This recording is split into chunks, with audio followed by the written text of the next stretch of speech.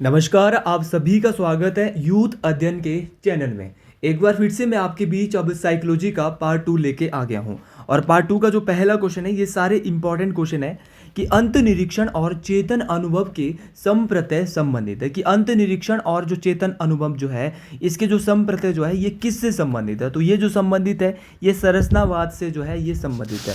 अगर मैं बात करता हूँ संरचनावाद की, संरचनावाद का जो सिद्धांत है ये विलियम वुंट के द्वारा दिया गया था। और विलियम वुंट जो है ये इन्होंने सिद्धांत दिया था संरचनावाद का। अगली क्वेश्चन की बात करते हैं, मनोविज्ञान शब्द सर्वप्रथम किसके द्वारा प्रस्तावित किया गया था। तो for the first time the world psychology introduced by.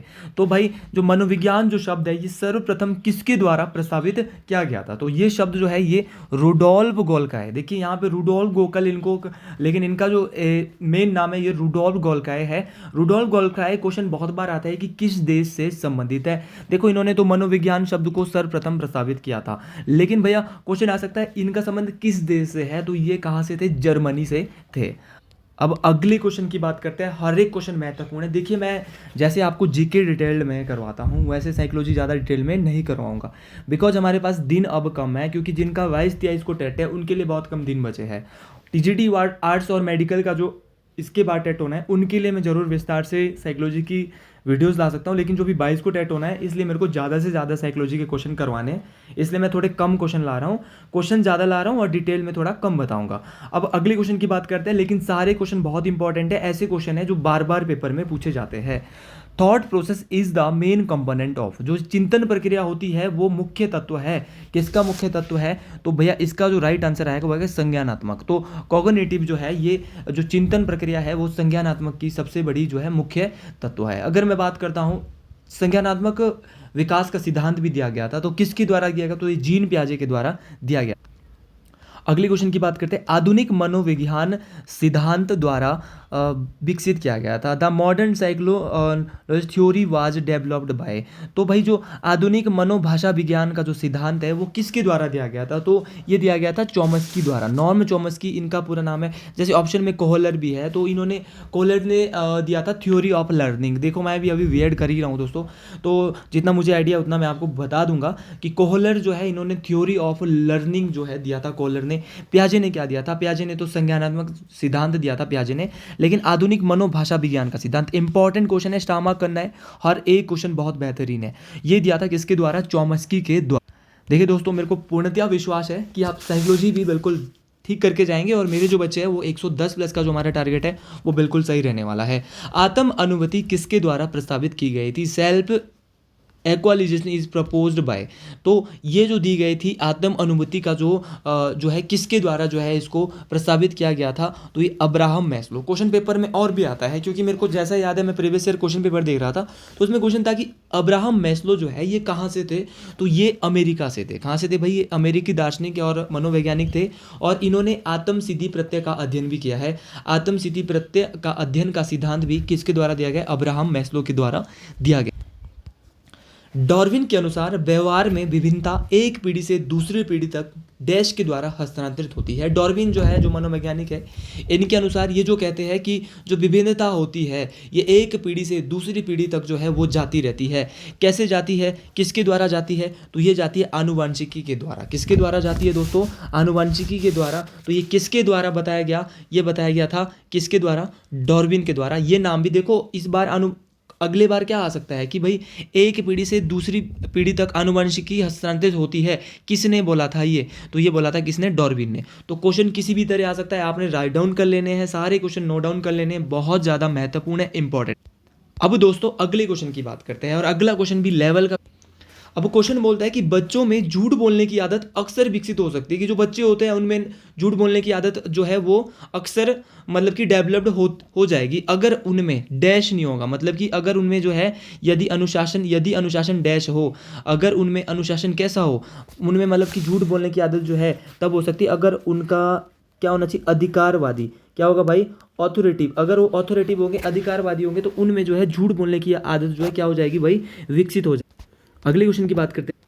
अगला क्वेश्चन अच्छा क्वेश्चन है कि डैश किसी परीक्षण की वह सीमा है जिस सीमा तक वह परीक्षण में वही मापता है जिसके लिए वो निर्माण किया गया है। मतलब कि ये क्या बोल, मतलब कि कोई किसी चीज़ को माप रहा है और उसका निर्माण जो है वो उसी के लिए किया गया है। मान लो कि हम कोई चीज़ काम कर रहे हैं और वो उसी को हम माप रहे हैं, तो वो उसी के लिए। तो इसका जो राइट आंसर आएगा ये आएगा वैधता। क्या आएगा? वैलिडिटी। अगले क्वेश्चन की बात करते हैं। डैश का अर्थ किसी व्यक्ति का अपनी संपूर्ण निहित क्षमता के अनुरूप विकास से लिया जाता है। तो डैश का अर्थ मतलब कि कोई व्यक्ति जो है अपनी संपूर्ण निहित क्षमता के अनुरूप जो है वो विकास से लिया गया है। तो इसका जो राइट आंसर आएगा वो क्या आएगा? आत्म यथार्थीकरण। देखो साइकोलॉजी में ऐसे क्वेश्चन कभी कभार पूछ ले जाते हैं जिसका कि हमें पता भी नहीं चलता है कहाँ से आया। अब देखो आत्म यथार्थीकरण का जो अर्थ है वो किसी व्यक्ति की संपूर्ण निहित क्षमता के अनुरूप विकास से लिया जाता है कि उसने जो है कितनी उसके द्वारा जो है वो उसकी जो क्षमता है वो पूरी जो उसकी संपूर्ण जो उसकी क्षमता है उससे रिलेटेड। अब अगले क्वेश्चन की बात करते हैं। स्टीफन केसी ने सुझाव दिया कि बुद्धि में निहित है डैश जो कि डैश आधारित और संदर्भित से संबंधित होते हैं। तो स्टीफन केसी ने एक सुझाव दिया था कि बुद्धि में निहित है, कि बुद्धि में क्या निहित है। तो बुद्धि में जो निहित है वो स्टीफन केसी ने बोला था, तो उसने बोला था भाई बहुल योग्यताएं और जैविक, याद रखना है मल्टीपल एबिलिटीज एंड बायोलॉजिकल। तो इसने जो है स्टीफन केसी ने जो सुझाव दिया कि बुद्धि में निहित बहुल योग्यताएं जो कि जैविक आधारित और संदर्भ से संबंधित होती है। और जीके की सीरीज हमारी कंटिन्यू चल रही है। देखिए मैं यहाँ पे वन लाइनर बेस आपको करा रहा हूँ। थोड़ा जो नई वीडियो मैं लाऊंगा, आज थोड़ा सा लेट हो गया था फ्रेंड्स, बिकॉज थोड़ा सा जो है आज टाइम का जो है अभाव हो गया था, क्योंकि मुझे 5 बजे वीडियो को अपलोड करना था, इसलिए मैं थोड़ा आज जो है वो विस्तार से नहीं बता पाऊंगा। कल से जो साइकोलॉजी की वीडियो आएगी उसको हम जो है वो हर एक पॉइंट को जो है वो डिस्कस करेंगे। अगला क्वेश्चन है व्यक्तिगत शारीरिक गति संवेदी संगीतात्मक बुद्धि संबंधित है। जो व्यक्तिगत भाई पर्सनल बॉडीली नॉलेज जो होती है या व्यक्तिगत शारीरिक गति संवेदी या संगीतात्मक जो है बुद्धि जो है वो किससे संबंधित है। तो ये जो है ये किसके द्वारा बोला गया था? ये गार्डनर के द्वारा बोला गया था। अगला क्वेश्चन है, अच्छा क्वेश्चन है। मैं जानता हूँ कि जल का रासायनिक सूत्र H2O है। मतलब कि बंदा बोल रहा है कि मैं जानता हूँ कि जो जल जो वाटर जो है इसका जो केमिकल फॉर्मूला है वो H2O है, लेकिन ये किस स्मृति का उदाहरण है? ये भी एक स्मृति का उदाहरण है। तो ये जो है ये सेमिनेटिक मेमोरी है। जैसा कि मेरे को याद है ये सेमिनेटिक मेमोरी है कि आपको किसी चीज़ का पहले ही पता है कि मेरे को इस चीज़ का पता है भाई कि हिमाचल की राजधानी शिमला है, मुझे पता है। तो ये किस स्मृति का उदाहरण है? तो ये अर्थगत स्मृति का उदाहरण है, सेमिनेटिक मेमोरी का एग्जाम्पल है। अगला क्वेश्चन है वाइगुत्स्की के अनुसार बालक को अंत क्रिया के लिए किस उपकरण का प्रयोग करता है? मतलब कि बालक जो है वो अंत क्रिया के लिए किस उपकरण का प्रयोग करता है? तो according to Vygotsky which tool is used by children during interaction. तो जो बालक की जो अंत क्रिया होती है उसके लिए जो है वो किस इसका जो है उपयोग करेगा उपकरण का, तो वो किसका करेगा अंत क्रिया के लिए? भाई ऑब्वियसली बात है किसकी करेगा? भाषा का उपयोग। अब अगले क्वेश्चन की बात करते हैं और हर एक क्वेश्चन महत्वपूर्ण। अगला क्वेश्चन है कि निम्न में से किस ग्रीक दार्शनिक, एक ग्रीक दार्शनिक थे और ये तो आपको मिल गया कि अब ग्रीक दार्शनिक कौन थे, ये तो आपको यहाँ से एक ऑप्शन मिल गया है, एक आंसर और मिल गया यहाँ पे कि निम्न में से किस ग्रीक दार्शनिक ने कहा कि ज्ञान अधिगम और अनुभव के द्वारा अर्जित किया जा सकता है। कि जो ज्ञान है इसको अधिगम क्या होता है भाई? सीखना। ज्ञान अधिगम और अनुभव, अनुभव होता है एक्सपीरियंस भाई, की अनुभव जो है अनुभव और अधिगम के द्वारा जो है ज्ञान को अर्जित किया जा सकता है। ये किस ग्रीक दार्शनिक, ग्रीक से थे भाई, किसने कहा था? ये अरस्तु ने कहा था। अरस्तु ने कहा था कि ज्ञान अधिगम और अनुभव के द्वारा भाई अर्जित किया जा सकता है। अरस्तु जो है वो कहाँ के दार्शनिक थे? ग्रीक के दार्शनिक थे। अगले क्वेश्चन की बात करते हैं। बुद्धि लब्धि या आईक्यू की अवधारणा दी गई थी। बहुत इंपॉर्टेंट है, हमेशा बुद्धि लब्धि से क्वेश्चन आता है और बार बार आपने बुद्धि लब्धि वाला जो है पढ़ के जाना है। बुद्धि लब्धि या आईक्यू की अवधारणा जो है वो किसके द्वारा दी गई थी? तो बुद्धि लब्धि या आईक्यू की जो अवधारणा है ये स्टोन के द्वारा दी गई थी। किसके द्वारा भैया? स्टोन के द्वारा। अब साइकोलॉजी के नोट्स लेने हैं, बार बार बोल रहा हूँ 7876145409। इसमें भी बहुत सारे इंपॉर्टेंट क्वेश्चन ऐसे जो हर बार एग्जाम्स में पूछे जाते हैं। तो अगर आपको ये नोट्स लेने हैं तो आप ले सकते हैं। तो लेकिन भाई ये फ्री नहीं है नोट्स। अब मैक्सिमम बंदे आते हैं कि फ्री है। अगर आपके पास पैसे नहीं है तो मैं आपको फ्री जो है अवेलेबल ये नोट्स दे रहा हूँ। लेकिन अगर आप उसके ऊपर बोलते कि सर आप फ्री में अब फ्री में भाई इसके मात्र 50 रुपये चार्जेज है। जीके के नोट्स भाई आपको फ्री है, जितने मर्जी लेना है मैं आपको जीके के नोट्स दे रहा हूँ। अनलिमिटेड नोट्स जो है आपको जीके के मिल रहे हैं। अगला क्वेश्चन है अंतर्दर्शन की विधि का प्रतिपादन किसने किया? Invented introspection method. तो अंतर्दर्शन की जो विधि है ये किसके द्वारा दी गई थी? अच्छा क्वेश्चन है भाई। तो ये दी गई थी विलियम वुंड के द्वारा और मैं बता चुका हूँ कि विलियम वुंड ने संरचनावाद का सिद्धांत भी दिया था।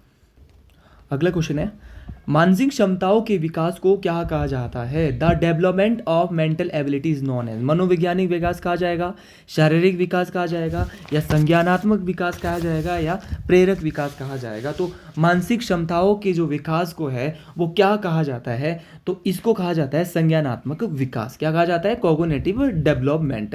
तो मानसिक जो क्षमताएं होती है, इसका जो डेवलपमेंट होती है, जो मेंटल एबिलिटी जो होती है ना एक इंसान की, इसकी जो डेवलपमेंट होती है वो कॉग्निटिव डेवलपमेंट के द्वारा होती है, संज्ञानात्मक विकास के द्वारा होती है। और संज्ञानात्मक विकास का जो सिद्धांत है ये जीन पियाजे के द्वारा दिया गया। अगले क्वेश्चन की बात करते हैं, बालक का किस वर्ष तक आयु में मस्तिष्क विकसित होकर लगभग पूर्ण आकार प्राप्त कर लेता है? तो बालक की जो है किस वर्ष तक, कितनी एज तक जो है, कितनी उम्र तक जो है उसका जो मस्तिष्क होता है, उसका जो ब्रेन होता है वो डेवलप्ड हो जाता है। तो कितनी उम्र तक होता है भाई? तो ये लगभग जो है 6 वर्ष तक जो है उसका जो माइंड है जो है एक बालक का, वो बिल्कुल सही हो। अब अगले क्वेश्चन की बात करते हैं, अच्छे लेवल का क्वेश्चन है। मनोवैज्ञानिक फ्राइड के अनुसार आईडी का आधार किसे मानेंगे? जो मनोवैज्ञानिक फ्राइड है, और फ्राइड ने क्या कहा है भाई? फ्राइड ने कहा है कि भाई जो आप आईडी जो है, आईडी का जो आधार है वो किसे मानेंगे? तो आईडी का जो आधार है वो सुख को माना जाएगा। किसको माना जाएगा? प्लीजर को माना जाएगा। अगले क्वेश्चन की बात करते हैं, आत्म केंद्रित स्वभाव के व्यक्ति डैश के व्यक्तित्व होते हैं। जो आत्म केंद्रित स्वभाव के जो व्यक्ति होते हैं ना, इनके जो व्यक्तित्व होते हैं वो कैसे होते हैं, कैसे व्यक्तित्व का होता है? तो आत्म केंद्रित जो होगा भाई ये अंतर्मुखी होगा। कैसा होगा भाई? अंतर्मुखी होगा, ये आपने याद रखना है। कैसा व्यक्तित्व होगा इसका? अंतर्मुखी। अब अगले क्वेश्चन की बात करते हैं, विकास एक प्रक्रिया है। क्वेश्चन बोल रहा है कि विकास एक प्रक्रिया है। कैसी प्रक्रिया है भाई? ये तो बहुत इंपॉर्टेंट क्वेश्चन है, और ये जब हम बीएड कर रहे हैं ना तो हमें भी भाई हमेशा आता है कि विकास जो है एक निरंतर कॉन्टिन्यूस चलने वाली प्रक्रिया है, जो कि बच्चे के बचपन से लेकर जब कि वो पैदा होता है उसके बाद लेकर मरने तक जो है विकास तो चला रहता है। तो विकास एक निरंतर चलने वाली प्रक्रिया है, और इस क्वेश्चन के लिए मैं आपको स्टार मार्क बना रहा हूँ। बहुत इंपॉर्टेंट क्वेश्चन है भाई। अगली क्वेश्चन की दोस्तों बात कर रहे हैं, मनोशारीरिक असमानताओं को क्या कहा जाता है? जो मनोशारीरिक असमानताएं होती है इसको क्या कहा जाता है? तो मनोशारीरिक असमानताओं जो है कहा जाता है, ये कहा जाता है व्यक्तित्व। या देखो इसका व्यक्तित्व शायद मुझे लग रहा है, लेकिन समायोजन भी हो सकता है, मुझे इसमें डाउट है क्योंकि इस क्वेश्चन के बारे में मुझे ज़्यादा आइडिया नहीं। अगले क्वेश्चन की बात करते हैं, तो उस क्वेश्चन को आपने देख लेना है। लघुकालीन स्मृति में कितने सेकंड के लिए सूचनाएं रह सकती है? For how many second short term memory holds information. तो लघुकालीन स्मृति में कितने सेकंड, मतलब कि जो हम किसी चीज़ को याद कर रहे हैं तो कितने सेकंड तक वो ढंग से हमें याद रहता है? तो ये 30 सेकंड जो है 30 सेकंड से कम, मतलब कि 30 सेकंड तक, 2 से 30 सेकंड तक हमको जो है कोई चीज़ याद रह सकती है, शॉर्ट मेमोरी। अब अगले क्वेश्चन की बात करते हैं, एरिक्सन के सिद्धांत के अनुसार विश्वास बनाम अविश्वास की अवस्था आती है। तो विश्वास बनाम अविश्वास का सिद्धांत जो है ये एरिक्सन के द्वारा दिया गया। इसमें जो अवस्था आती है वो कहाँ से कहाँ तक आती है? तो ये आती है 0 से 18 महीने, मतलब कि 0 से 18 महीने यहाँ पे नहीं दिया है, तो यही हो सकता है इसका राइट आंसर, 0 से 1 वर्ष। अगले क्वेश्चन की बात करते हैं, विगत अनुभवों की पुनः जागृति है। Revival of past experience is, मान लो कि हम किसी चीज़ को याद करना है, हमने उसका जो है प्रत्यास्मरण करना है, किसी चीज़ को दोबारा से जो है हमने याद करना है, तो किसके द्वारा इसको, तो क्या करना पड़ेगा? किस चीज़ को दोबारा से याद करने के लिए उसको रिकॉल करना पड़ेगा, प्रत्यास्मरण इसका क्या आएगा भाई? राइट आंसर आएगा। देखो साइकोलॉजी को थोड़ा सा इंटरेस्ट बना के सीखना पड़ता है कि इसमें क्या है कि अगर आप थोड़ा सा इस मतलब कि देखो जैसे क्वेश्चन दिया है कि मास्लो के अभिप्रेरणा के सिद्धांत के अनुसार, मास्लो ने दिया है अभिप्रेरणा का सिद्धांत। पहली बात तो ये पता चल गई भाई, अभिप्रेरणा का सिद्धांत किसने दिया है? मास्लो ने। कौन सी आवश्यकता क्रम में सबसे बाद में आती है, कि कौन सी आवश्यकता ऐसी है जो क्रम में सबसे बाद आती है? तो ये कौन सी? आत्म सिद्धि की आवश्यकता। मास्लो ने अभिप्रेरणा का सिद्धांत दिया है, और इसमें जो है कौन सी आवश्यकता जो है इसमें जो है सबसे क्रम में, इसके जो क्रम है इसमें सबसे बाद में आती है, तो इसमें ये आती है आत्म सिद्धि की आवश्यकता। और ये इंपॉर्टेंट क्वेश्चन है भाई, ये सारे के सारे क्वेश्चन बहुत इंपॉर्टेंट। अब अगले क्वेश्चन की बात करते हैं, 16 व्यक्तित्व कारक प्रश्नावली किसके द्वारा निर्मित की गई थी? तो 16 व्यक्तित्व की कारक प्रश्नावली, 16 पर्सनैलिटी फैक्टर क्वेश्चनएयर जो है, ये 16 व्यक्तित्व कारक प्रश्नावली जो है ये दी गई थी, किसके द्वारा दी गई थी भाई? कैटल के द्वारा दी गई। तो आपने याद रखना है ये 16 व्यक्तित्व वाली। समुद्र में तैरते हुए हिमखंड से मन की तुलना किसने की है? तो समुद्र में तैरते हुए हिमखंड से मन की जो तुलना है किस वैज्ञानिक के द्वारा, किस मनोवैज्ञानिक दर्शन शास्त्री के द्वारा की गई है? अगर ऐसे क्वेश्चन पेपर में आ जाए तो दिमाग तो भाई क्या है, फंस ही जाता है। तो ये की है सिगमंड फ्राइड ने। सिगमंड फ्राइड ने कहा है कि उसने जो है हिमखंड से मन की तुलना, मतलब समुद्र में तैर रहा एक हिमखंड है और उसने उसकी तुलना मन से की है। और अगर मैं बात करता हूँ सिगमंड फ्राइड की, सिगमंड फ्राइड ने जो है ह्यूमन का जो माइंड है उसको जो है वो 3 भागों में भी, शायद कॉन्शियस, सब कॉन्शियस और अनकॉन्शियस में भी बांटा है। अगले क्वेश्चन की बात करते हैं। मनोविज्ञान के सिद्धांत नामक पुस्तक के रचयिता कौन है? फिर से ये क्वेश्चन आ गया। The book principle of psychology is written by. तो जो मनोवैज्ञानिक का जो मनोविज्ञान के सिद्धांत नामक पुस्तक की जो रचयिता है ये कौन है? William James. कौन है भाई? William James. बहुत इंपॉर्टेंट है, ध्यान से सुन लेना है, हर एक क्वेश्चन इंपॉर्टेंट है, ध्यान से सुनेंगे भाई। मैं थोड़ा विस्तार से नहीं बता रहा हूँ क्योंकि 8-10 क्वेश्चन ही फिर हो पाएंगे, इसलिए हम चाह रहे हैं कि जो प्रीवियस ईयर क्वेश्चन पेपर है इनको ज़्यादा से ज़्यादा करें। जब तक हमारा पेपर हो हम 200-300-400 क्वेश्चन देख लें और उसमें से ही हमारे 10 या 15 क्वेश्चन जो है आराम से बन जाए। और 10 या 15 या 20 क्वेश्चन अगर बन गए तो बहुत बड़ी बात है भाई। अगले क्वेश्चन की बात कर रहे हैं। निम्न में से थायराइड ग्रंथि नियंत्रित करता है? ये भी साइकोलॉजी का क्वेश्चन है और साइंस का भी है। थायराइड ग्रंथि को नियंत्रित करता है तो इसका आएगा मेटाबॉलिज्म, उपाचय। क्या आएगा? उपाचय इसका राइट आंसर।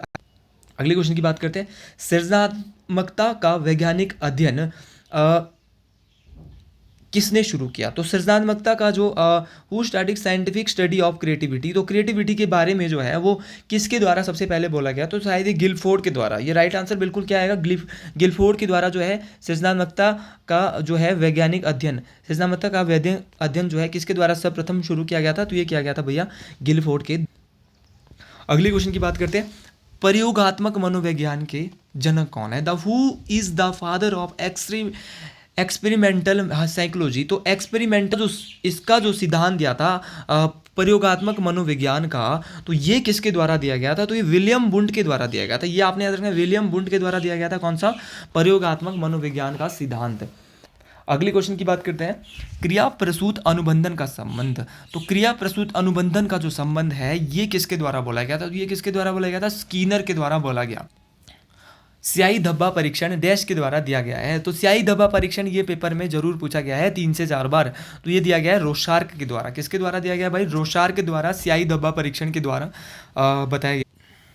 अगले क्वेश्चन की बात करते हैं। बालक के व्यक्तित्व अध्ययन की मनोवैज्ञानिक विधि है कि बालक का जो व्यक्तिगत अध्ययन है, the psychological method of individual study of child is a. तो इसका जो राइट आंसर आएगा वो आएगा केस स्टडी। तो बालक का जो व्यक्तिगत अध्ययन होता है वो मनोवैज्ञानिक विधि कैसी है? तो ये कैसी है? Case study. देखिए आपको उतना मतलब कि वो मज़ा नहीं आ रहा होगा जो जीके में आता है कि बहुत सारी चीज़ों के बारे में मैं बोल देता हूँ। यहाँ पे मेरा जो अगर आप चाह रहे हो कि मैं डिटेल से कराऊँ तो आपके पास कमेंट बॉक्स में आप जो है DT एक कोड डाल सकते हैं, DTE कोड डालना है। अगर मैं आप चाह रहे हो कि मैं साइकोलॉजी आप डिटेल से चाह रहे हो, थोड़ा सा वीडियो फिर लंबी बन सकती है और लंबी वीडियो जो है ज़्यादा बच्चे देखते नहीं है। तो मैं चाहता हूँ कि सबका भला हो और जल्दी जल्दी में हम, और अगर 1 लाइनर कराना है तो आपको 1 क्या देना है? 1 का जो है क्या देना है? कमेंट डालना है। अब अगला क्वेश्चन है। उद्दीपन और अनुक्रिया के बीच साहचर्य स्थापित होना डैश कहलाता है? तो उद्दीपन और अनुक्रिया भाई याद रखना है, association between stimulus and response is known as. तो उद्दीपन और अनुक्रिया के बीच साहचर्य स्थापित होना डैश कहलाता है? तो इसका जो राइट आंसर आएगा वो क्या आएगा? अधिगम। अगर हम किसी चीज़ को जो है, अधिगम क्या होता है? लर्निंग, मतलब कि उसी चीज़ को हमें क्या है भाई सीखने के लिए जो है अधिगम बहुत आवश्यक होता है। और उद्दीपन और अनुक्रिया के बीच जो है साहचर्य जो स्थापित होता है ना, वो क्या कहलाता है? वो अधिगम कहलाता है, लर्निंग कहलाता है। अगले क्वेश्चन की बात करते हैं। अधिगम डिजाइन पर अधिक बल दिया जाता है। जो अधिगम डिजाइन होता है इस पर जो बल दिया जाता है ये जो है किसके द्वारा दिया जाता है? निर्मितवाद के द्वारा, कंस्ट्रक्शन के द्वारा दिया जाता है अधिगम डिजाइन पर अधिक। अगले क्वेश्चन की बात करते हैं। मानव की सांस्कृतिक तथा जैव सामाजिक का विकास का सिद्धांत किसने दिया? तो मानव का जो सांस्कृतिक और जैव सामाजिक का जो सिद्धांत दिया गया था ये दिया गया था वाइगोत्स्की। किसके द्वारा? वाइगोत्स्की। तो मानव के सांस्कृतिक और जैविक सामाजिक विकास का जो सिद्धांत दिया था ये दिया था theory of culture and bio socio development, ये दिया था वाइगोत्स्की। अगले क्वेश्चन की बात करते हैं। स्मृति की कितनी अवस्था है? देखिए भाई 10 स्टेजेज ऑफ मेमोरी आर। तो स्मृति की जो अवस्थाएं हैं वो कितनी है? 3 अवस्थाएं हैं किसकी? स्मृति की। अगले क्वेश्चन की बात करते हैं, पावलोव कहाँ के रहने वाले थे। देखिए क्वेश्चन आया है कि भैया पावलोव कहाँ के रहने वाले, तो जो पेवलोव जो थे ये भाई कहाँ के रहने वाले थे, ये रूस के रहने वाले थे। कहाँ के रहने वाले थे, रूस के रहने वाले थे। अब बहुत सारी चीज़ें हमने यहाँ से पढ़ी है, जैसे कि हमने देखा है विलियम वुंट। अब आपने जो है यहाँ पे बताना है कि जो विलियम वुंट थे ये किस देश के निवासी थे, ये कमेंट बॉक्स में मैं ज़रूर वेट करूँगा। और मैं यहाँ से ये आपको बोलना चाहूँगा कि आप जीके बिल्कुल पार्ट 1 से पढ़े। साइकोलॉजी अगर पार्ट 1 आपने नहीं पढ़ा है तो पार्ट 1 आप इसी में पढ़ा है भाई, मेरी प्लेलिस्ट में साइकोलॉजी का पार्ट 1 पढ़ा है, आप प्लेलिस्ट ढूंढ ले, इसी में साइकोलॉजी का पार्ट 1 भी है। तो आप साइकोलॉजी का पार्ट 1 भी देख लें, फिर पार्ट 2 देखें। और हर एक क्वेश्चन बहुत इंपॉर्टेंट है, आप इन हर एक क्वेश्चन को ध्यान से पढ़ें।